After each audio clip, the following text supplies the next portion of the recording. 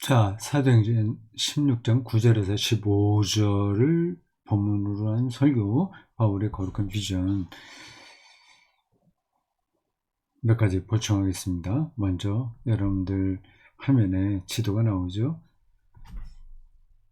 제가 표시를 잘 하기 힘들어요. 잘 몰라서. 표시가 되나요, 지금 요게? 제가 요 X펜으로 지도 건축하는데 이게 녹화로 되는지 잘 모르겠습니다. 어쨌든 그냥 보십시오. 제 말로 하는 설명을 들으십시오. 이 지중해 에서 우편입니다. 그래서 왼쪽으로 저만치 크기가 있어요. 이 그리스 반도가 있고요. 보이시죠? 성경 지명으로 아덴이라고 하는 곳이 여기 있고, 그 다음에 고린도입니다. 이 지역을 아가야라고 불렀습니다. 옛날 이름으로 아가야라고 불렀습니다. 그리고 그 북쪽을 마게도니아라고 불렀습니다. 이 그리스와 지금의 튀르키예 이 사이의 바다를 가리켜서 에게해라고 합니다. 에게 바다. 그리고 왼편으로 표시가 안 되어 있는데 같은 지중해 반도 국가가 있습니다. 이탈리아죠. 이탈리아하고 그리스 사이에 있는 바다를 아드리아해라고 합니다.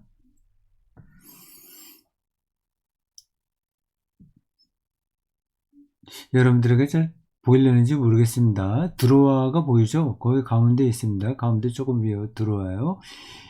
여기 몇 가지 선이 있는데 이게 바울의 선교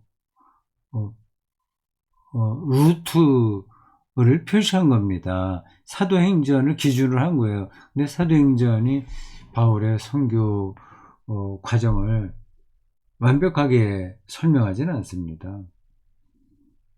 바울이 선교를 떠날 때가 한 40년? 40년경? 정확하게 모르겠습니다. 아주 초기죠. 바울은 특별한 인물이에요. 그리스도교 역사에서 볼 때 그 사람의 비중은 대단합니다. 신약 성경에 있는 27권 중에서 바울이 쓴 편지들이 최소한도 3분의 1, 최소한도 3분의 1? 그 정도 됩니다. 3분의 1. 아주 적게 잡으면 3분의 1이 안 될 수도 있는데, 한 3분의 1 정도로 봐야죠. 그 중에서 중요한 것들이 다 바울의 편지입니다. 이 바울의 편지가 또 중요한 이유가 그리스도교 초기에 대한 이야기예요. 이 복음서는 나중에 기록된 겁니다. 우리는 신약 성경에 앞에 차례 순서를 보면 마태, 마가, 누가 이렇게 나오잖아요. 그래서 마태복음이 가장 먼저 기록되고 그다음에 마가, 누가, 요한, 그리고 사도행전, 로마서, 요한계시록 가장 늦게 기록됐다 이 생각 그냥 상식적으로 그래 생각이 되지 않습니까? 그렇지 않습니다. 바울의 편지가 가장 초기에 기록됐어요. 한 45년, 6년 정도예요. 복음서는 가장 빨라봐야 마가복음이 70년대 초중반? 뭐 그 정도 됩니다. 그러니까 세대가 완전히 다른 거죠. 그러니까 바울의 편지가 가장 생생한 초기 그리스도교의 모습을 그리고 있다고 봐야 됩니다. 그러니까 바울이 그리스도교 역사에서 대단히 중요한 인물인 거죠. 사도행전은 이 바울의 제자쯤 되는 사람이 훗날 이 바울을 변호하려고 쓴 그 변증서라고 할 수 있습니다. 그러니까 객관적인 역사 서술은 아닌 거죠. 바울을 왜 변증하냐? 이번 설교에 계속해서 바탕에 깔려있는 논리 중에 하나가 그 이유입니다. 예루살렘 교회가 바울을 탐탁치 않게 생각한 겁니다. 그래서 그리스도교 역사에서 사라질 뻔한 인물이었는데 역사에 신비랄까요? 뭐라고 할까? 그 과정 속에서 살아난 거죠. 살아난 정도가 아니라 그리스도교를 그리스도교답게 만든 장본인으로 인정받게 되는 거죠. 그게 바울이 살아있을 때 일어난 건 아니에요. 바울이 살아있을 때는 빚을 못 받습니다.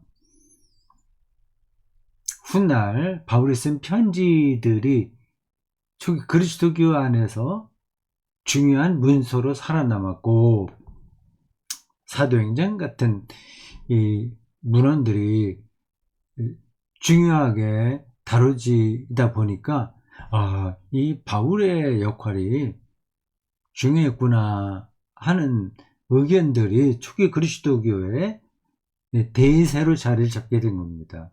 근데 그게 언제부터 그랬는지는 잘 모르겠어요. 사도행전은 바울의 직계제자 혹은 바울의 제자 중에 제자의 제자라고 할 수 있는 어떤 인물, 설교 시간에는 누가라고 얘기했는데 누가, 의사 누가로 우리가 알고 있는데 그게 정확한 건 아니죠. 오늘 우리가 본 그 본문에서도 바울이 스스로 자기의 여행 일지를 쓴 게 아니라는 게 표시나죠. 우리가 어떻고 이렇습니다. 그러니까 바울 일행이 있었던 거예요. 그러니까 바울의 여행 일지가 부분적으로 있었을 거예요. 그걸 훗날 이 사도행전을 기록한 사람이 다 편집해서 일정한 방향에 따라 사도행전을 기록한 겁니다. 그 기록하게 된 목적은 모든 글들은 목적이 있는 거잖아요. 바울을 예루살렘 교회에 이제 변호하려고 하는 거죠. 그러니까 바울이 그렇게 이상한 사람이 아니다. 그러니까 그런 소문이 있었던 겁니다. 이 바울은 예루살렘 교회하고는 척을 져서 완전히 다른 이야기를 하고 있다. 그러니까 위험 인물이다. 라고 하는 소문들이 있었던 겁니다. 근데 그게 아니라고 하는 사실, 것을 이 바울의 제자가 변증하는 거죠. 그래서 사도행전에 보면 예루살렘 교회와 바울의 관계가 크게 나쁘게 나오진 않아요. 실제보다 나쁘게 나오지 않아요. 아니, 실제보다 너무 더 좋게 나옵니다. 그러니까 그러한 것들은 성경만 읽어서는 다 알 수가 없어요. 그럼 당신은 그걸 어떻게 알고 그런 얘기하냐? 성경에 없는데. 그런 질문이 가능합니다. 그러니까 전문가들이 있는 거, 신학자들이죠. 그들이 성경 본문과 주변의 다른 그리스도교 문헌과 등등을 다 종합해서 이제 그 본문이 어떤 의미인가, 어떤 사실을 다루고 있는가를 밝히고 있습니다. 그러니까 전문가가 필요한 거죠. 바울의 선교 여행에 대한 그 루트, 선교 여행 루트를 이렇게 그 선으로 표시한 거예요. 세 가지 선이 나옵니다. 처음에 녹색이 아니죠. 짙은 하늘색으로 나오죠. 그게 1차 선교 여행이에요. 1차. 다 안디옥에서 시작합니다. 안디옥. 그래서 구브로로 갔다가, 여기 구브로가 바나바의 고향이거든요. 그래서 올라가서 이렇게 조금 돌다가 빨리 돌아왔고요. 2차가 아, 2차가 요거 점으로 점으로 된 하늘색, 예, 칼라디아, 또 드로아까지 오게 되죠. 드로아에서 배를 타고 위로 올라가서 네아폴리까지 갔다가 빌립보 가고 거기 쭉 전도하다가 다시 돌아올 때 에베소 들리고요. 이세 선교여행 마지막 장면입니다. 에베소에서 예루살렘 가이사랴에 들어서 예루살렘 갔다가 다시 안디옥에 오고요. 검은 점선으로 된 그 루트가 3차 여행입니다. 3차 또 쭉 돌다가 예루살렘에 와서 체포당하고 사도행전에 그건 나옵니다. 체포당해서 로마로 혼송당합니다.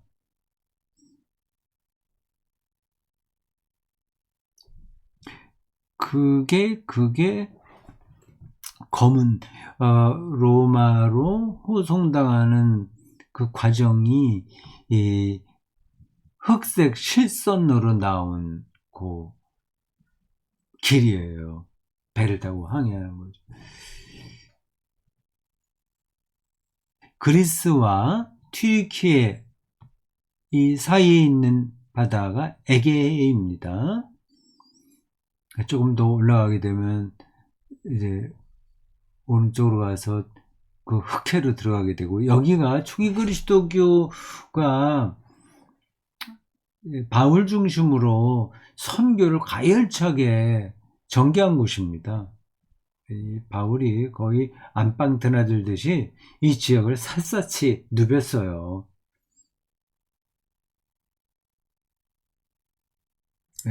여기 가서 크루즈로 에게해 쭉 한번 돌면 맛있을 것 같습니다. 그리스의 신화 이야기가 다 여기서 벌어지는 거예요.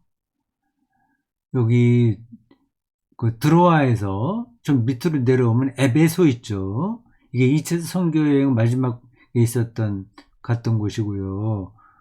3차 여행을 여기서부터 시작했습니다. 에베소 중요해요. 에베소 밑으로 좀 내려가면 밀레도가 나오죠. 설교 시간에 얘기했습니다. 밀레토스 학파가 시작된 곳입니다. 우리는 그리스 철학의 시발점을 밀레토스 학파로 봅니다. 이상하다.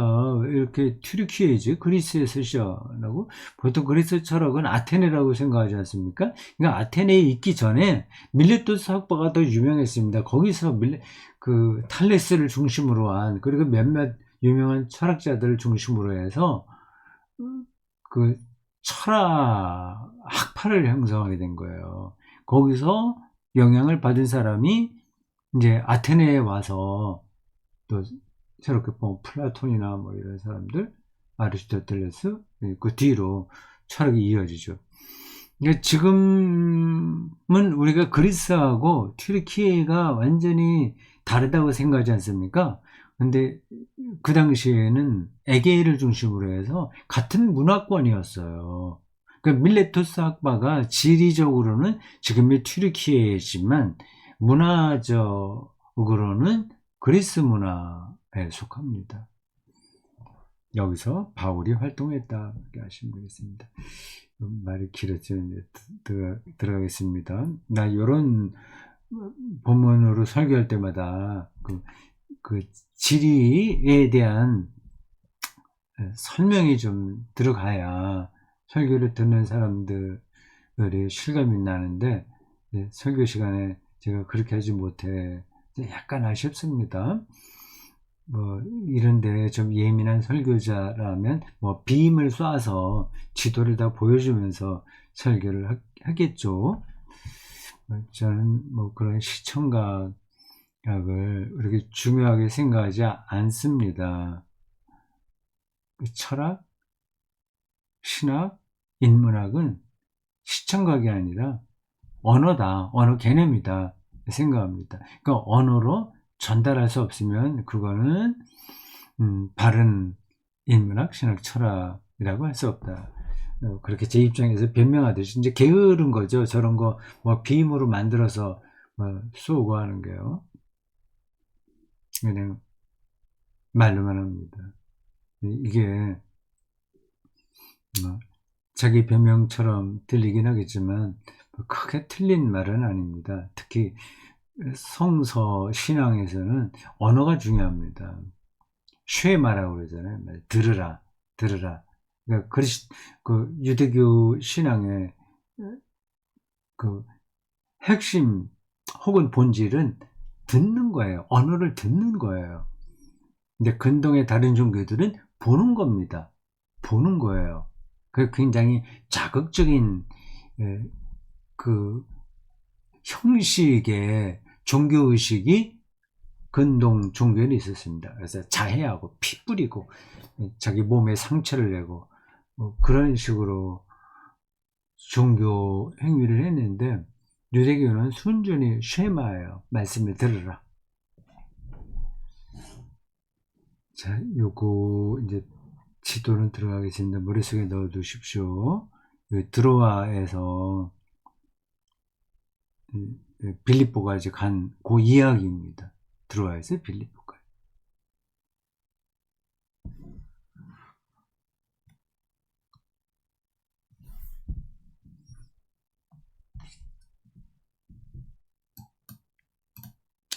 예, 잠깐만 계세요. 요거를 이제 집어넣고.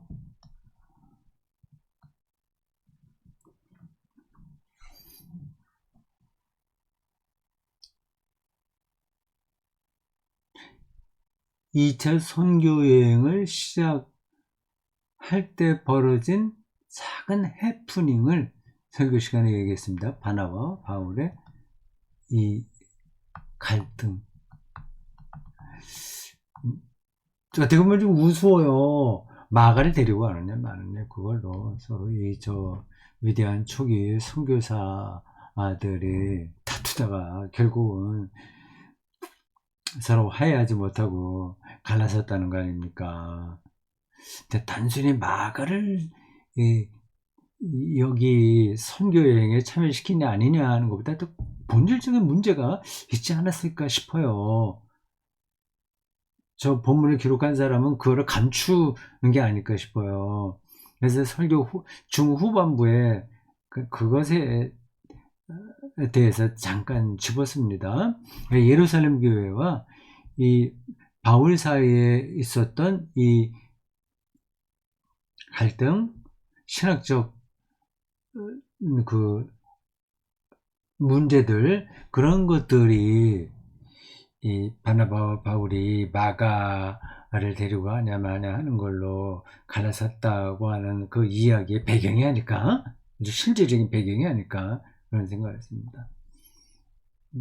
그 두 사람이 이제 제각기 갈라서서 간다게 되는 것에 비해서 그 동기가 너무 사소하니까요. 이 바나바가 이제 사도행전에 보면은 대단히 훌륭한 인품을 가진 사람으로 나옵니다. 그리고 바울을 스카우트한 사람이에요. 바울이 예수 부활에 대한 경험을 하고 자기의 고향 다소죠. 다소에서 뭐 몇 군데 거친 다음 다소에서 은둔하고 있을 때 이 바울을 안디옥 교회에서 같이 활동할 수 있도록 이끌어준 사람이 바나바예요. 그런데 이 두 사람이 결국은 헤어집니다.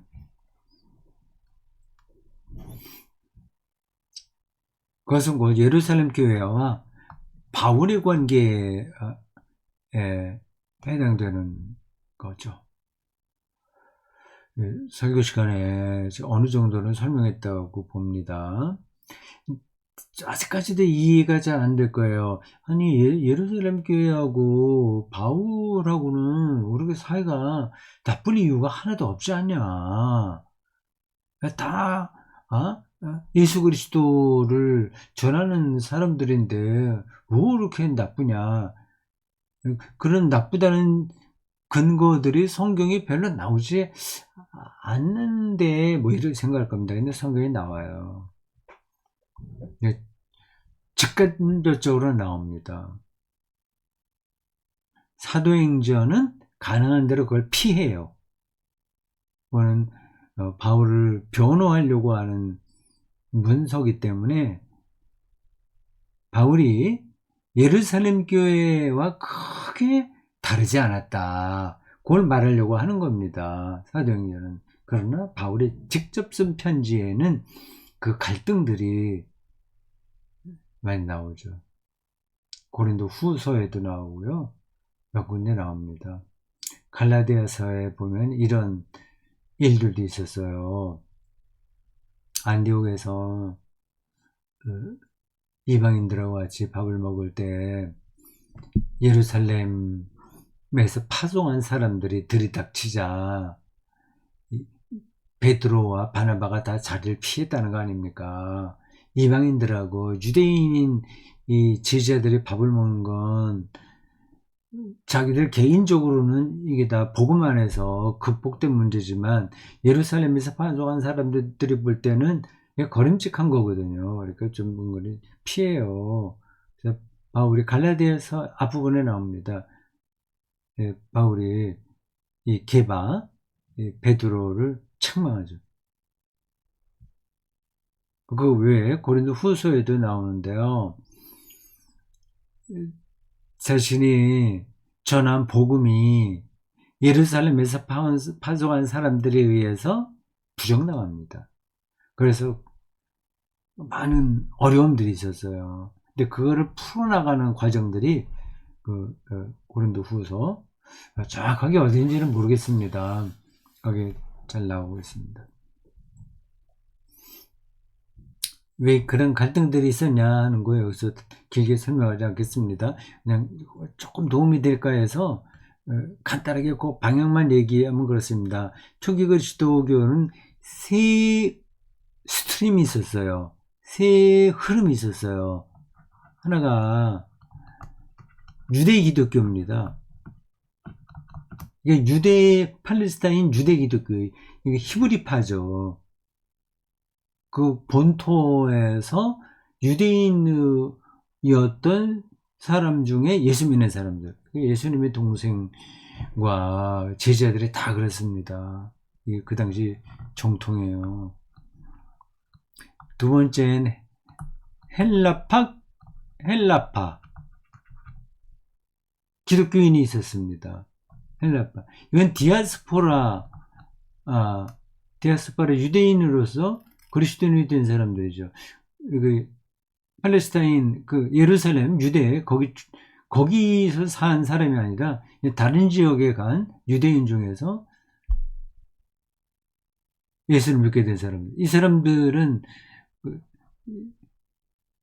예루살렘과 유대 땅에서 살았던 유대인들과는 삶의 방식이 다 달랐어요. 이들을 대표하는 사람이 스데반입니다. 보통 7집사라고 하죠. 스데반이에요. 세 번째는 이방인 기독교인이에요. 이방 기독교인. 대표자가 바울입니다. 이 세 파가 있었습니다. 유대 기독교의 대표자는 예수님의 동생 야고보. 헬라파 기독교인의 대표자는 스데반. 스데반은 빨리 죽었죠? 그래서 그 파는 빨리 역사에서 사라져요. 아마 이방 기독교인 쪽으로 흡수되기도 할 겁니다. 그리고 부분적으로 살아남기도 하고요. 세 번째, 이방 기독교, 바울이 대표자입니다. 물론 바울은 원래는 이제 디아스포라 기독교인이죠. 그러나 그의 사상은 이제 이방 기독교인이 된 거예요. 이제 이 사이를 메울 수가 없었습니다.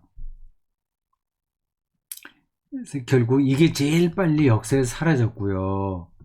두 번째는 유대 기독교가 거의 사라졌고요.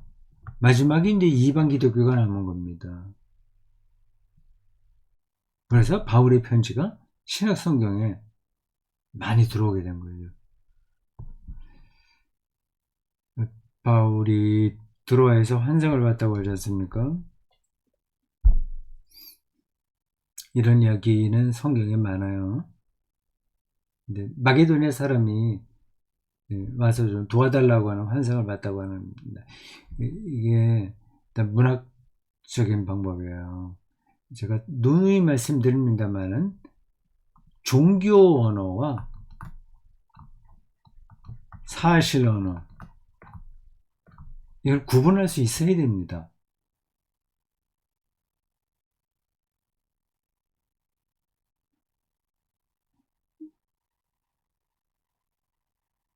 그 사실 언어는 어떤 신문 보도, 뭐 이런 신문, 뉴스, 뭐 이런 거라고 한다면 종교 언어는 시에 가깝습니다.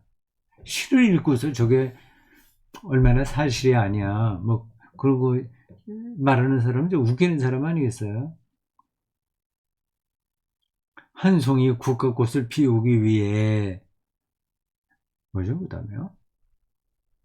뭐 천둥은 뭐 그렇게 울었나 보다, 뭐 그런 표현들 있죠. 이건 말이 안 되잖아요. 사실 언어는 아니잖아요. 그러나 그 시인의 영혼 속에서 그 어떤 아주 표면적인 팩트가 아니라 아주 근본적인 어떤 사건이 경험된 겁니다. 종교 언어는 그렇습니다. 드로아에서 사모들에게 네아폴리 빌립보까지 오는 이야기가 있어요. 이게 에게해에서 벌어진, 에게해에서 북쪽에 속합니다.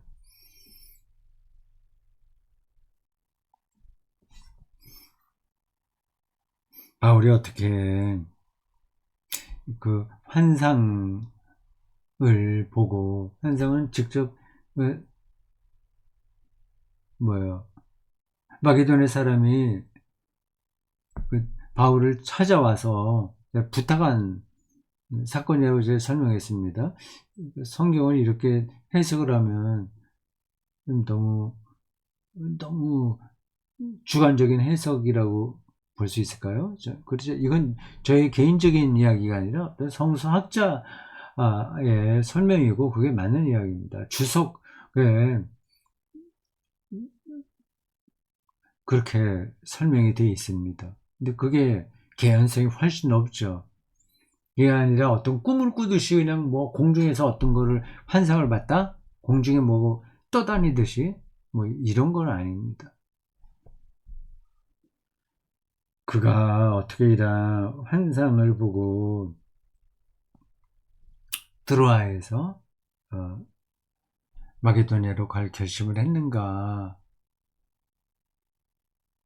그 질문을 한 거예요.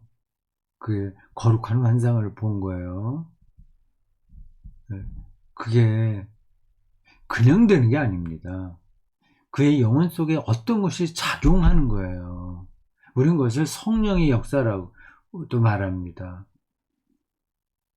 그러니까 어떤 근본적인 변화가 그의 영혼 속에서 일어났기 때문에 드로아에서 상당한 그 곤혹스러운 상태에 있으면서도 비전을 볼 수 있었던 거죠. 그러니까 이제 사나 죽거나 그리스도에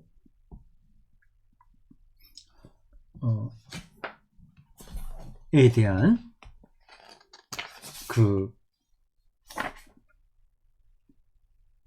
열정,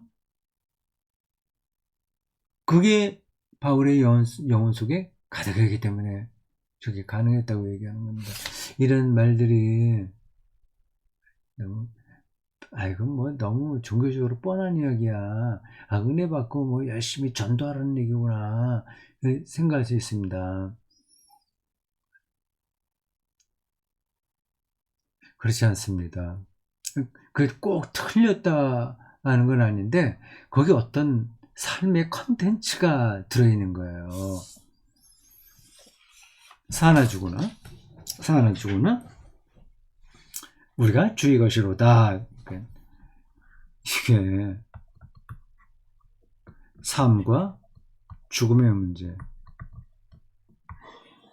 이게 해결됐다는 얘기입니다. 저 표현이.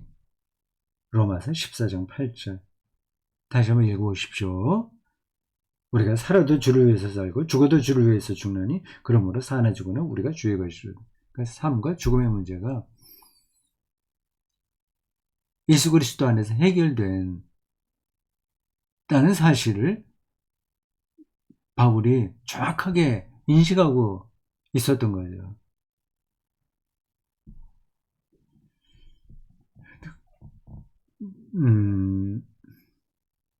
그게 뭔데? 그 삶과 죽음의 문제가 해결됐다고 하는 게 뭔데? 또 질문이 가능해요. 아직까지 그런 것들이 손에 안 잡히지 않습니까? 그래서 또 그 신앙은 전체가 다 유기적으로 연결되어 있어요. 설교 시간에는 그 모든 것을 다 말하지 못합니다. 유기적으로 연결돼 거미줄처럼요. 거미줄 이쪽 끝에서 저쪽 끝이 굉장히 거리가 멀지만 다 연결되어 있는 거 아니겠어요? 그 사나 죽으나 우리가 주의 것이로다 하고 하는 이 바울의 고백, 외침, 절규는 더 이상 율법이 없어도 자기 삶이 충만해질 수 있다는 얘기입니다.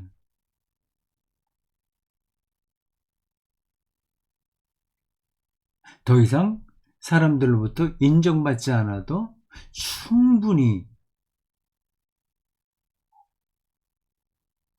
영혼 안에 기쁨과 평화가 가득하다는 얘기예요. 그게 어떻게 해서 가능한데 그걸 지금 이 시간에 또 이야기할 수는 없는 겁니다. 예수라는 특별한 존재에 대한 경험이 바울에게 또렷했기 때문에 사는 거, 죽는 거, 이거 자체가 작아지는 거예요. 어렵게 사는 게 중요하지 않다는 게 아닙니다. 돈 많이 벌어서 럭셔리하게, 멋지게, 행복하게 사냐는 게 너무 작아진 거예요. 이런 말들이 어떤 사람들에게는 뜬구름 잡는 이야기처럼 들립니다. 뭐 그렇게 시작하면 뭐 끝이 없어요. 하나님도 뜬구름 잡는 거죠. 그렇게 되면.